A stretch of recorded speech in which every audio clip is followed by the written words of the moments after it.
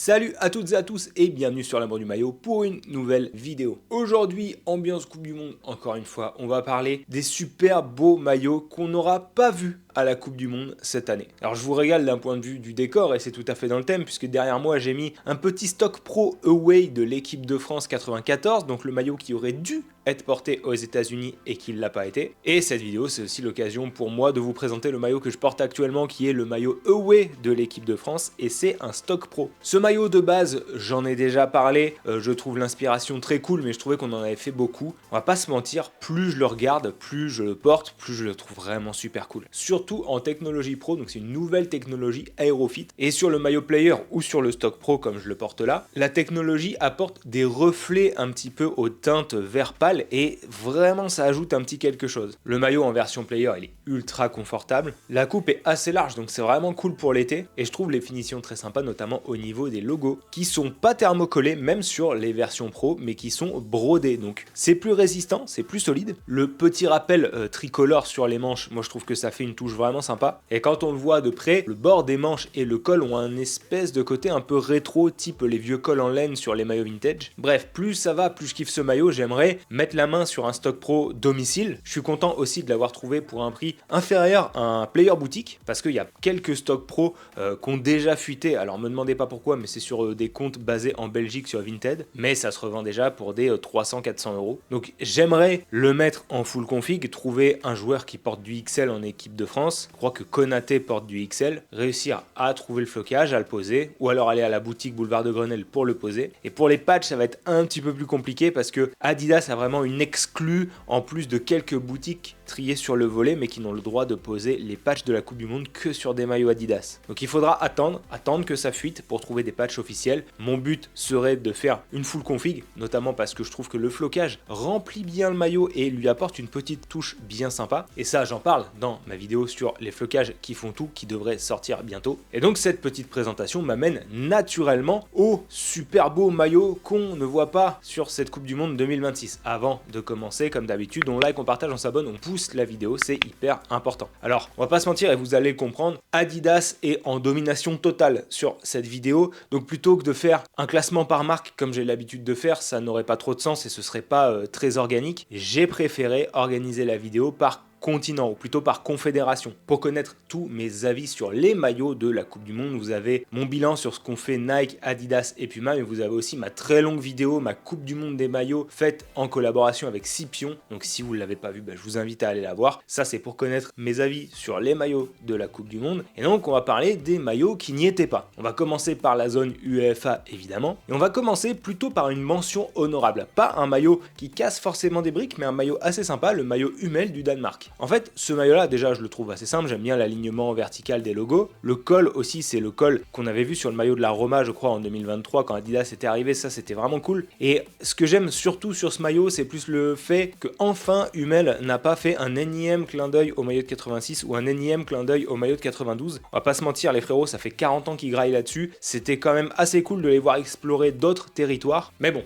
tant pis, c'est un maillot qu'on verra pas à la Coupe du Monde. Tout comme les maillots de la Slovénie. Là, on est sur du Nike. Là, j'ai choisi le duo. J'ai pas choisi de domicile ou d'extérieur. Je précise à chaque fois ce que j'ai choisi. En fait, je trouve que c'est vraiment des maillots qui vont de pair et j'aime le côté couleur inversée tout simplement. Mais surtout, j'aime le fait que le bleu et le blanc donnent un effet un peu glacier à un maillot qui est justement frappé d'une montagne dessus. On n'est pas sur le niveau du duo de maillots de l'année 2020. Cela, c'était vraiment du lourd. Et quand on voit la tête des maillots que la Slovénie avait eu pour 2022, franchement, je trouve que le duo marche bien et surtout en version player. Alors je sais pas s'ils seront commercialisés avec la fameuse technologie Aerofit, mais en tout cas je trouve que ça donne un effet vraiment sympa, en fait un petit relief sur le maillot. Mais voilà, c'est un duo qui est assez cool avec un col qui a du caractère et c'est un duo que j'aurais bien aimé voir en Coupe du Monde.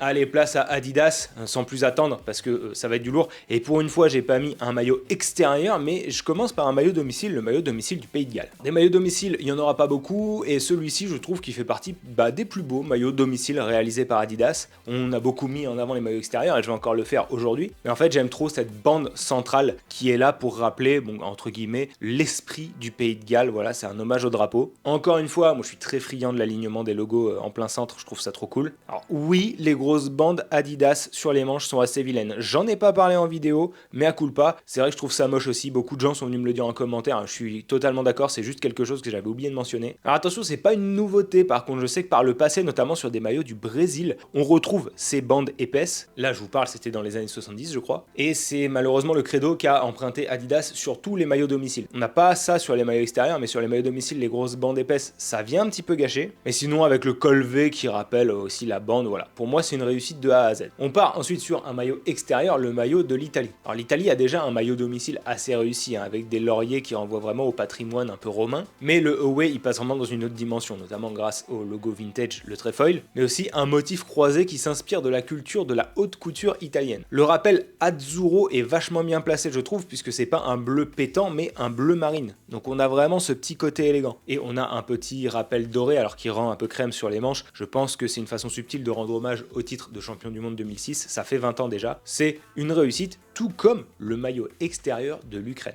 Alors là encore, on avait un joli maillot domicile inspiré du Trizoub, alors je pense que je le prononce mal, T-R-Y-Z-U-B, qui est un motif directement pris sur les armoiries du pays. Je trouve que cet hommage ressort encore plus sur le maillot away. Il présente un col assez atypique avec une pointe, c'est le même col que sur le maillot away de l'Algérie. Et ce que j'aime bien, c'est que la petite pointe de jaune sur le col à pointe justement, vient casser l'ensemble bleu et le faire ressortir. Bon là encore, on est sur le logo trefoil qui fait aussi la différence pour le côté vintage, et sur le plan purement culturel, ça rappelle un petit peu ce qu'Adidas avait fait pour l'Ukraine en 2012 quand ils avaient accueilli l'Euro. Voilà, il y avait ce genre de motif un peu sur le maillot, c'est une réussite. Autre maillot extérieur qui lui met vraiment une tarte à plein de maillots, le maillot away de l'Irlande du Nord. Alors là par contre, l'Irlande du Nord avait un maillot domicile assez moche, je pense peut-être le plus moche de tous les maillots domicile Adidas. Par contre, le maillot extérieur, franchement il est trop lourd. Ce maillot là il vient tout contrebalancer parce qu'il fait ce que j'aime beaucoup, il reprend les couleurs propres au pays, c'est-à-dire blanc et vert, mais il va sur des teintes beaucoup plus épurées, beaucoup plus subtiles et beaucoup plus élégantes. Le blanc c'est un blanc cassé, le vert c'est un vert foncé, et surtout il n'y a aucune autre couleur. Le maillot est purement bicolore, les bandes sont fines, on a le logo trefoil,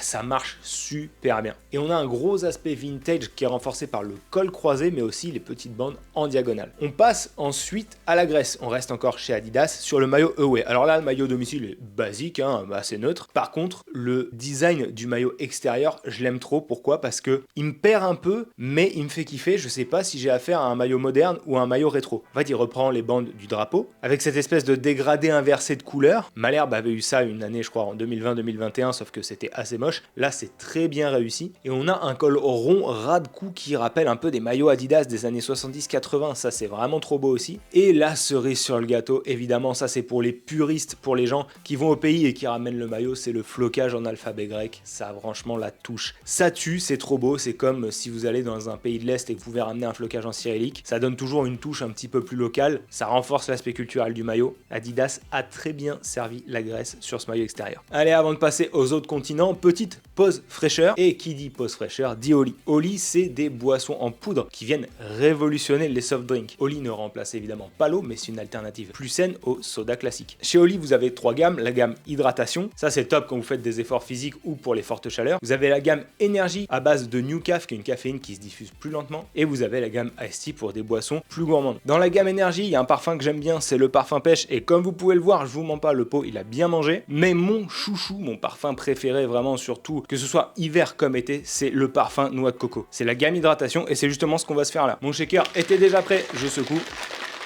J'ai mis qu'une dose puisque j'ai que 500 ml. Vous pouvez avec une dose même aller jusqu'à 1 litre, voire 1,5 litre, c'est largement suffisant pour des parfums plus subtils. Comme ça fait durer votre peau plus longtemps, vous en consommez pas plus et ça vous permet de bien vous réhydrater. Celui-là vraiment avec des glaçons, c'est mon chouchou. Et si vous voulez découvrir Oli, vous avez les starter packs avec des échantillons de toutes les gammes et plusieurs parfums par gamme. Vous avez le code Amour du maillot pour avoir 10% de réduction sur votre première commande et vous avez les liens en description. Encore merci à Oli pour le soutien et nous on repart à nos maillots. Alors on part ensuite du côté de l'Asie et de l'Afrique avec deux sélections Nike. Déjà l'Asie, j'aurais bien aimé voir le maillot away de la Chine à la Coupe du Monde. Alors la Chine, c'est une participation, c'était en 2002, ça remonte. Et pourtant, la Chine, ils sont assez bien traités en général. Et cette année encore, c'était assez cool. Le domicile est classique, même si j'aime bien les deux teintes de rouge sur le maillot. Ça reprend le design des maillots Nike habituels. Par contre, le maillot extérieur, jaune et rouge, déjà c'est des couleurs que j'aime beaucoup, mais il est en plus frappé d'un motif culturel. Vous savez, si vous allez dans un resto chinois, vous avez toujours un peu ces motifs type flamme. Je trouve que ça donne au maillot un vrai flow. Et encore une fois, en technology player,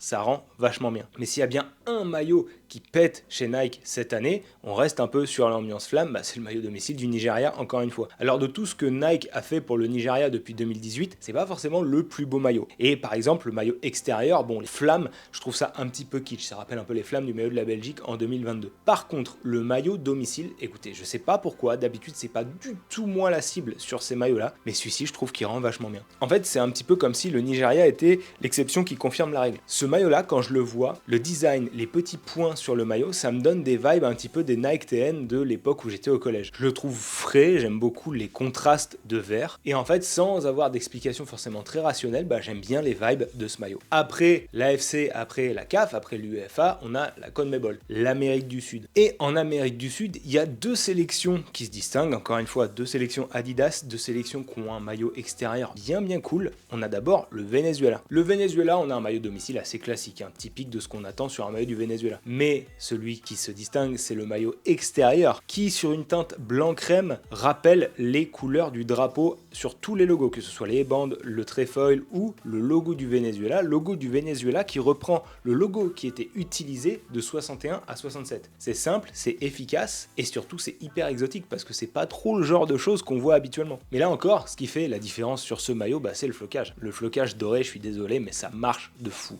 Ça, c'est un grand oui, tout comme le maillot extérieur du Chili. Pour ce qui est du Chili, on est sur un maillot vraiment lourd puisqu'il mélange rappel culturel et vibe très moderne. Le design y présente un motif intégré sophistiqué de texture abstraite et organique et il tire son inspiration du célèbre phénomène de floraison du désert d'Atacama. Ça déjà, je trouve que c'est vraiment très fort, mais en plus de ça, on va pas se mentir, les couleurs elles sont trop belles. On a du blanc cassé, on a du bordeaux et on a des fleurs qui ressortent avec un rose bien pétant. C'est frais, c'est moderne et ce qui est cool avec ce maillot, c'est qu'il peut plaire à la fois aux puristes, un peu comme moi, enfin du moins les personnes un petit peu traditionnalistes, mais aussi à une nouvelle génération qui kiffe les designs vraiment hors des sentiers battus. C'est typiquement le maillot qu'un collectionneur peut se procurer, tout comme une personne qui suit pas le foot, qui s'en fout habituellement des maillots, mais qui trouve que ce maillot-là, il a une vibe très sympa. Mais la confédération qui pour moi peut-être a été la mieux servie par Adidas, c'est la CONCACAF. La CONCACAF, c'est la confédération qui organise cette Coupe du Monde, l'Amérique du Nord, donc ceci explique peut-être cela. Et on va finir par deux duos. J'ai pas su sélectionner entre le maillot domicile ou le maillot extérieur des deux sélections que je vais vous présenter parce que les deux sont vraiment super beaux. On commence par le Costa Rica. Alors le Costa Rica, le maillot home et le maillot away s'inscrivent dans la même veine. Les deux maillots rendent hommage à la culture costaricienne, ce qu'on appelle la pura vida. D'ailleurs, le mot est carrément imprimé sur le maillot. Mais il rend aussi hommage au paysage et à la flore locale. L'ensemble est embelli par des teintes modernes et des teintes estivales, sans pour autant trahir les couleurs de la sélection, notamment sur le maillot domicile, le maillot rouge. Donc ça, je trouve que c'est vraiment super bien quand on arrive un petit peu à faire du neuf avec du vieux, comme je dis souvent, et c'est d'autant plus compliqué sur une sélection nationale que sur un club. Mais le duo qui pour moi était champion du monde, s'il s'était qualifié, c'est lui qui aurait gagné ma Coupe du Monde des maillots, vous l'avez deviné, on parle